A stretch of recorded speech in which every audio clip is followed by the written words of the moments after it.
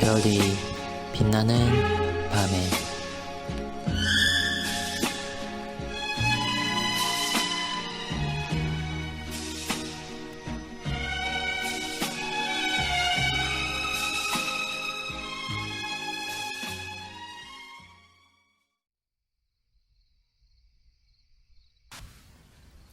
(55문은) 68일차를 참고해 주시기 바랍니다.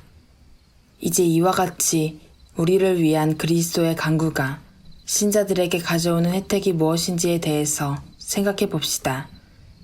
그러나 교리문답은 신자들에게 주어진 혜택들을 소개하기에 앞서서 땅에 사는 신자들이 날마다 실패함에도 불구하고 라는 말을 덧붙이고 있습니다. 이것은 중보자 예수 그리스도의 대속의 사역으로 말미암아 우리가 죄의 정죄에서 벗어났으며 우리 주의 끊임없는 간구하심이 우리를 보호해 주실 것이라고 약속하셨음에도 불구하고 신자들이 이 땅에서 육신으로 사는 동안에는 날마다 그리스도의 승리를 맛보며 살기보다는 실패를 맛보며 살 수밖에 없는 연약한 사람들이라는 것을 보여주는 것입니다. 그렇지만 주님의 간구는 우리 노력이나 헌신에 관계없이 쉼없이 지속되고 있으며 성령 하나님의 능력을 통해서 다음과 같은 그 은혜의 결과들이 우리들에게 적용된다는 사실을 기억할 필요가 있습니다. 주님의 간구로 말미암아 신자들에게 주어지는 첫 번째 은택은 양심의 평안입니다. 그런데 성경 전도서 7장 20절은 선을 행하고 전혀 죄를 범하지 아니하는 의인은 세상에 없기 때문이로라. 요한일서 1장 8절은 만일 우리가 죄가 없다고 말하면 스스로 속이고 또 진리가 우리 속에 있지 아니할 것이요 라고 말씀합니다. 성경의 이러한 선언은 지상에서 가장 신실하게 살아가는 신자의 최선의 삶조차도 그 자체로 볼 때 의인으로 평가받을 수 있거나 혹은 죄가 없다고 말할 정도라고 할 수 없다는 뜻입니다. 죄는 양심의 평안을 빼앗습니다. 불안함과 두려움 그리고 공포는 죄가 양심을 지배할 때 나타나는 특성이지만 때로는 평안이 가장 특징이 될 때도 있습니다.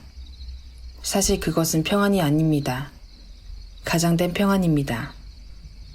무감각이며 무뎌진 양심이고 성경은 그것을 화인 맞은 양심이라고 말했습니다. 주님의 간구로 인해서 얻어지는 양심의 평안이라는 것은 아무런 소요도 없는 고요한 상태를 말하지 않습니다. 끊임없이 자기를 성찰하고 돌아보며 진리의 말씀과 내 이성 사이에서 갈등하고 고민하는 과정의 연속이 있을 때 양심이 작동하고 있으며 살아있는 증거입니다.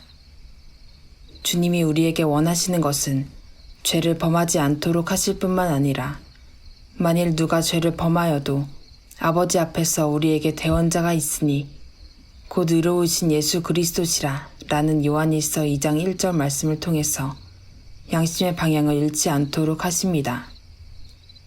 둘째 은택은 담대하게 은혜의 보좌로 나아가게 하심입니다. 죄는 우리를 두려움에 사로잡히게 합니다.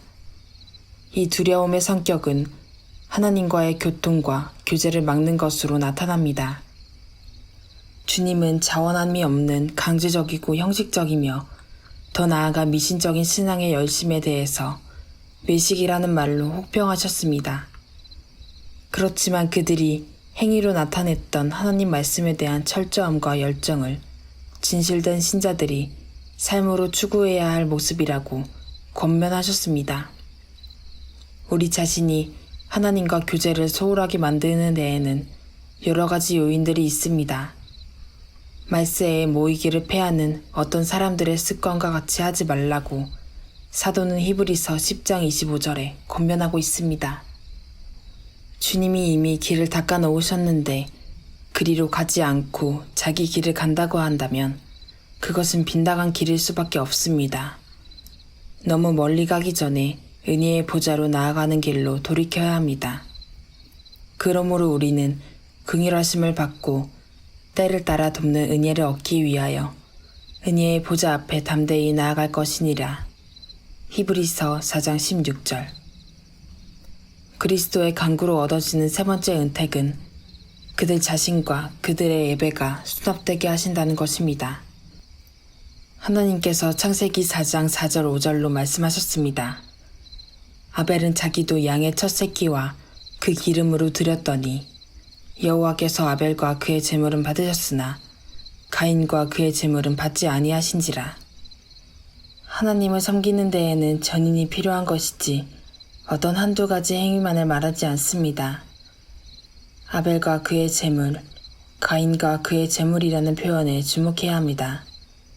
말씀 그대로 여러분에게 대입해 보십시오. 나와 나의 제물, 나의 제물은 무엇입니까? 물질입니까? 아니면 시간이거나 어떤 노력이거나 무엇이 여러분들의 제물이 될 수 있을 것이라고 생각하십니까? 어떻게 그것을 구분할 수 있을까요? 사도 바울이 이와 관련하여 로마서 12장 11절로 말합니다.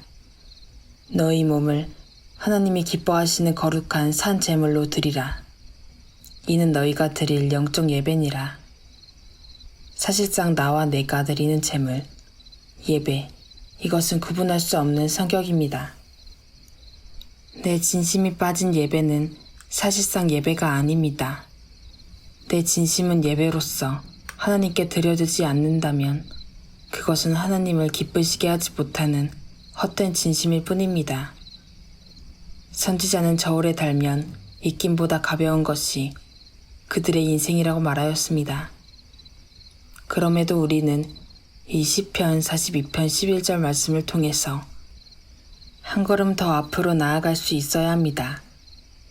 내 영혼아, 내가 어찌하여 낙심하며 어찌하여 내 속에서 불안해하는가. 너는 하나님께 소망을 두라. 나는 그가 나타나 도우심으로 말미암아 내 하나님을 여전히 찬송하리로다. 이상으로 구주 예수 그리스도께서 하늘 아버지 우편에 계시면서 우리를 위하여 끊임없이 간구하시는 이유와 그것을 통해서 우리가 얻게 되는 은택의 내용들을 살펴봤습니다. 말씀이 항상 우리의 양심을 깨울 수 있도록 해야 합니다. 그리고 다시 나의 힘, 나의 노력이 아니라 천국에서 우리를 위하여 끊임없이 간구하시는 주님을 바라볼 수 있어야 합니다. 그것이 우리의 연약함을 일으켜 세울 유일한 치료책이라고 고백할 수 있기를 기대합니다.